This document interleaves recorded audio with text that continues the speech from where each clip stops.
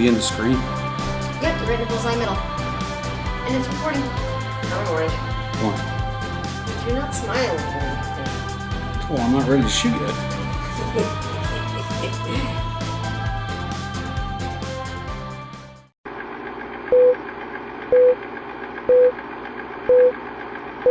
See there, everyone. Frontier Geek back again. Hey, it's a much nicer day in Maryland today. Guessing the temperature's probably close to 70. It's nice and sunny out here. Absurdly, tomorrow it's supposed to be back in the, I think, high 40s, and it's going to rain all day. Gotta love that Maryland weather. Anyway, taking advantage of it while I can. The wiring that I had put in for the overhead light bars up on the roof comes through the third brake lamp assembly. I think I had mentioned that on the walk around. And I had some trouble with actually some water getting in there and blowing out the bulb for the third brake light. So while I was in there, I decided to take everything apart, and I'm going to actually go ahead and tap off of the wiring which runs to the cargo lamps, since it's already in that area. Because my wife had asked me if I could install some, I don't know what they're commonly called, puddle lamps, I guess, or something like that, foot lamps, that would be, you know, basically underneath of the steps when you open the door or unlock the truck with the remote and the cargo lamps come on, that those would illuminate as well. So I figured, hey, I'm already in here, so I might as well just go ahead and tap into the wiring. So I'm going to show you what's going on with that in a moment. Okay, so here we are. I hope you can see this. I'll try to get a clear zoom, hopefully without too much blur. And this is the harness, which is inside of the lamp assembly.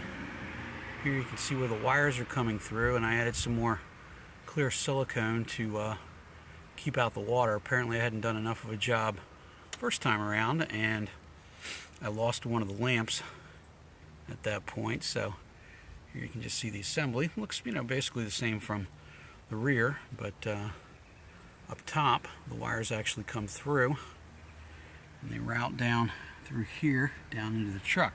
So what I did here was find the wires that go to the cargo lamps and go ahead and very carefully, with quite a sharp knife, slice away the insulation in a segment there, and you can see how I wrapped the wire around it and then soldered it on. This is a very, very old procedure for splicing wires without cutting them, and if you're fairly talented, you can pull this off really without too much trouble.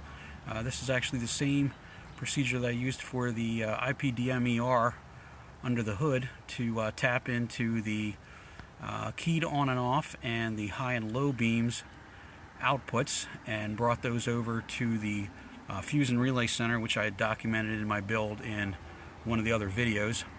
So here you can see the ones that I'm putting in. Two of these are the cargo lamps, and the third one, obviously, of course, being the brake light up here, which was a standard incandescent before and had got some water in it and burned out.